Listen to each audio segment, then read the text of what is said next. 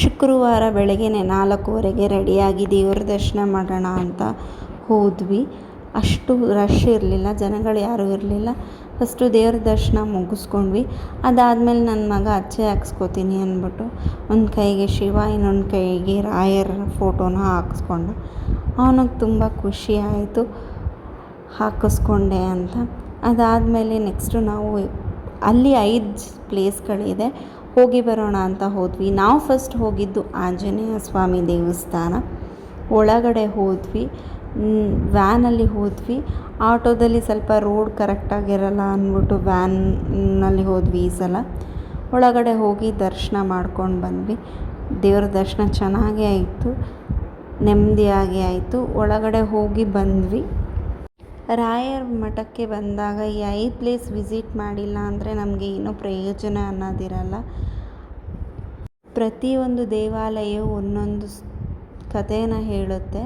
ಅದರಿಂದ ದೇವ್ರ ದರ್ಶನ ಮುಗಿಸ್ಕೊಂಡು ಅದಾದಮೇಲೆ 2ನೇ ಜಾಗಕ್ಕೆ ಹೊರಟ್ವಿ.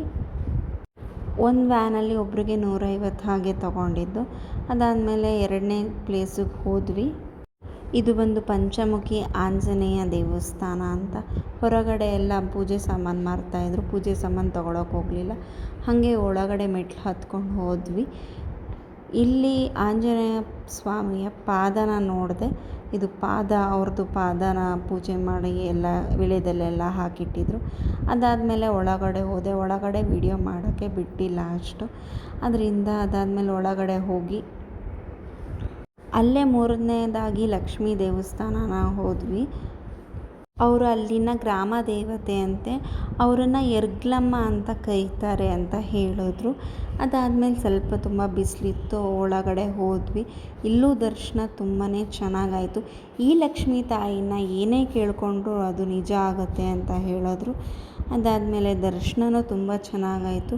ಒಳಗಡೆ ಹೋದ್ವಿ. ಒಳಗಡೆ ದೇವ್ರ ದರ್ಶನ ಆಯಿತು. ದೇವ್ರ ದರ್ಶನ ಮುಗಿಸ್ಕೊಂಡು ಆಚೆ ಕಡೆ ಬಂದ್ವಿ.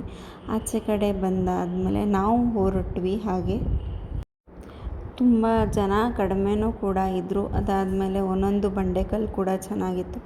ಅದಾದಮೇಲೆ ಇಲ್ಲಿ ಆಂಜನೇಯ ಸ್ವಾಮಿ ಪಾದ, ಇದು 5 ವರ್ಷಕ್ಕೊಂದ್ಸಲ ಸವಿಯುತ್ತಂತೆ.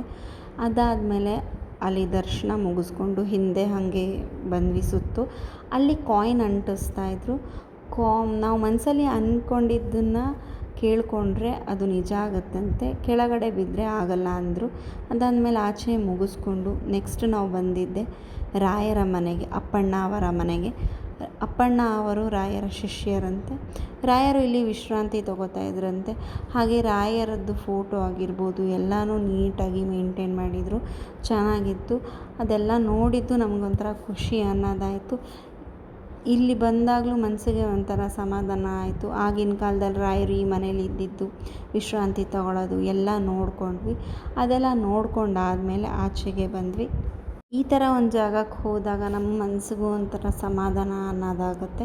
ಅದಾದಮೇಲೆ ಮುಗಿಸ್ಕೊಂಡು ಹೊರಗಡೆ ಬಂದೆ. ಹೊರಗಡೆ ಬಂದು ನಾವು ಹೊರಟ್ವಿ.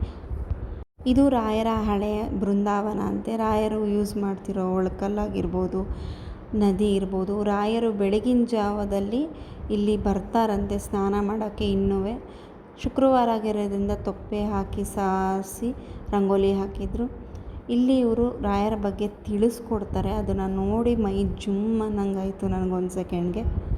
ಮಾಡ್ತಿರುವಂತಹ ಕ್ಷೇತ್ರ ಇದು. ಪ್ಲೇಸ್ ಆಫ್ ಮೆಡಿಟೇಷನ್ ಪ್ಲೇಸ್ ಅಂತ ಕರೀತಾರೆ. ರಾಯರಿಗೆ ಪ್ರತಿನಿತ್ಯ ಸಮಯದಲ್ಲಿ ಅವರಿಗೆ ತುಂಬಾ ಇಷ್ಟವಾದ ಪದಾರ್ಥ ಬಂದು ಕಡ್ಲಿ ಬೇಳೆ ಚಟ್ನಿ ಮತ್ತೆ ಮಸ್ತಿ ಕಡುಬು ಅಂತ ಬರ್ತದೆ. ಮಸ್ತಿ ಕಡುಬು ಅಂದ್ರೆ ನೀವು ಹಬ್ಬದಲ್ಲಿ ಗಣೇಶ ಚತುರ್ಥಿ ಬಂದಾಗ ದೇವರ ನೈವೇದ್ಯಕ್ಕಾಗಿ ಊರಣದ ಕಡುಬು ಅಂತ ಮಾಡ್ತೀರಿ. ಅದು ರಾಯರಿಗೆ ತುಂಬಾ ಇಷ್ಟವಾದ ಪದಾರ್ಥ. ಅವರ ಶಿಷ್ಯರ ಅಪ್ಪಣ್ಣಾಚಾರ ಅವರು ಪ್ರತಿನಿತ್ಯ ಮಾಡಿಕೊಡ್ತಾ ಇದ್ರು ರಾಯರಿಗೋಸ್ಕರ. ಇವಾಗಲೂ ನೋಡ್ಬೋದು ರಾಘವೇಂದ್ರ ಸ್ವಾಮಿಗಳವರಿಗೆ ಬಳಸ್ತಿರುವಂತಹ ವರಳಕಲ್ಲು ರೂಪುಗೊಂಡಂತ ಮೇಲ್ಗಡೆ ಬಂದಿರ್ತಾರೆ. ಹೋಗ್ತಾ ನೋಡ್ಕೊಂಡು ಹೋಗಿ 400 ಇಯರ್ಸ್ ಬ್ಯಾಕ್, 400 ವರ್ಷದ ಹಿಂದುಗಡೆ ರಾಘವೇಂದ್ರ ಸ್ವಾಮಿಗಳವರ ವಿಶ್ರಾಂತಿ ಪಡಿತಿರುವಂತಹ ಸ್ಥಳ, ಅವರ ಮಲ್ಕೊಂಡಿರುವಂತಹ ಜಾಗ ಇವಾಗೂ ನೀವು ನೋಡ್ಬೋದು. ಅಂದಿವೆ ಅಪ್ಪಣ್ಣಾಚಾರ ಅವರ ಮನೆ ಅಂತ ಬರ್ತದೆ. ರಾಘವೇಂದ್ರ ಸ್ವಾಮಿಗಳವರು ಇಲ್ಲಿಂದ ಅವರ ಸರಸ್ವತಿ ದೇವಿ ಸ್ವಪ್ನ ಪ್ರಕಾರ ಅವರ ಶಿಷ್ಯರಿಗೆ ಅಪ್ಪಣ್ಣಾಚಾರಕ್ಕೆ ಗೊತ್ತಾಗಲಾರ್ದ ಅವರ ಮಂತ್ರಾಲಯಕ್ಕೆ ಬೃಂದಾವನ ಪ್ರವೇಶ ಆಗಲಿಕ್ಕೆ ಹೋಗ್ಬಿಡ್ತಾರೆ. ಮಂಚಾಲಮ್ಮ ಸನ್ನಿಧಿ ಪಕ್ಕದಲ್ಲಿ. ಅಪ್ಪಣ್ಣಾಚಾರ ಅವರಿಗೆ ಅಂದರೆ ಅವರ ಶಿಷ್ಯರಿಗೆ ಗೊತ್ತಾದ ಮೇಲೆ ಇಲ್ಲ ಹೇಗೋ ಅಂತ ಮಾಡಿ ರಾಘವೇಂದ್ರ ಸ್ವಾಮಿಗಳವರ ಬೃಂದಾವನವನ್ನು ನಿಲ್ಲಿಸಬೇಕು, ಅಡ್ಡಿ ಹಾಕಬೇಕು ಅಂತ ಬಹುಶಃ ನೀವೆಲ್ಲ ಟಿವಿಸಲ್ಲೇ ನೋಡಿರುವುದು ಅನ್ಕೊಂತೀನಿ. ಅವರಿಗೆ ಬಿಚ್ಚಾಲಿ ಅಂತ ಮಂತ್ರಾಲಯಕ್ಕೆ ಹೋಗುವ ಸಂದರ್ಭದಲ್ಲಿ ಅವರಿಗೆ ತುಂಗಾ ಭದ್ರಾ ನದಿಯೇ ಮಂತ್ರಾಲಯ ತನಕ ದಾರಿ ಕೊಟ್ಟು ಕರ್ಕೊಂಡು ಹೋಗಿದಂತಹ ನದಿ. ಆ ನದಿ ಇದೇ ತುಂಗಾ ಭದ್ರಾ ನದಿ. ಇಲ್ಲಿಂದ ಮಂತ್ರಾಲಯ ತನಕ ಇದೇ ನದಿ ಅವರಿಗೆ ದಾರಿ ಕೊಡ್ತದೆ. ಹೇಗೆ ದಾರಿ ಕೊಡ್ತು ಅಂದ್ರೆ, ಅವಾಗಿನ ಕಾಲದಲ್ಲಿ ಇಲ್ಲಿಂದ ಮಂತ್ರಾಲಯಕ್ಕೆ ಹೋಗಬೇಕು ಅಂದ್ರೆ ಬಸ್ ಇಲ್ಲ, ಗಾಡಿ ಇಲ್ಲ, ಆಟೋ ಇಲ್ಲ. ಶ್ರಾವಣ ಮಾಸ ಮಳೆಗಾಲದಲ್ಲಿ ಅವರು ಇಲ್ಲಿಂದ ಮಂತ್ರಾಲಯಕ್ಕೆ ಹೋಗಬೇಕು ಅಂದ್ರೆ ಶಾರ್ಟ್ ಕಟ್ ಆಗಿ ಈ ನದಿ ಹೇಗೆ ಆಚೆ ಬಂದು ಅಲ್ಲಿ ಗೋಮಾತೆ ಇತ್ತು. ಗೋವುಗಳನ್ನೆಲ್ಲ ನೋಡಿಕೊಂಡು ಎಲ್ಲ ಮುಗಿಸ್ಕೊಂಡು ನಾವು ಹೊರಟ್ವಿ ಅಲ್ಲಿಂದ. ನನ್ನ ಮಗನಿಗೂ ಹಸುಗಳನ್ನ ನೋಡಿ ತುಂಬಾ ಖುಷಿಪಟ್ಟ. ಆಮೇಲೆ ಪ್ರಸಾದ ತಿನ್ನೋಕ್ಕೆ ಅಂತ ಹೋದ್ವಿ. ಪ್ರಸಾದನೂ ಸಿಕ್ತು, ತುಂಬ ಖುಷಿನೂ ಆಯಿತು. ಸಿಕ್ಕಾಪಟ್ಟೆ ರಶ್ ಇತ್ತು ಪ್ರಸಾದ ತಿನ್ನೋದ್ರಲ್ಲಿ. ಹಿಂಗೋ ದಾಟ್ಕೊಂಡು ಆದಮೇಲೆ ಮಠಕ್ಕೆ ಬಂದ್ವಿ. ಅಲ್ಲಿ ಗಿಣಿನ ಹಿಡ್ಕೊಂಡು ಅದಾದಮೇಲೆ ದರ್ಶನ ಮುಗಿಸ್ಕೊಂಡು ನಾನು ಮೈಸೂರು ಕಡೆ ಹೊರಟೆ. ಈ ವಿಡಿಯೋ ನಿಮಗೆ ಇಷ್ಟ ಆಗಿದ್ದರೆ ಲೈಕ್ ಮಾಡಿ, ಶೇರ್ ಮಾಡಿ, ಕಮೆಂಟ್ ಮಾಡಿ. ರಾಯರು ಎಲ್ಲರಿಗೂ ಪ್ರತಿಯೊಬ್ಬರಿಗೂ ಒಳ್ಳೇದು ಮಾಡಲಿ ಅಂತ ನಾನು ಕೇಳ್ಕೊತೀನಿ. Thank you so much.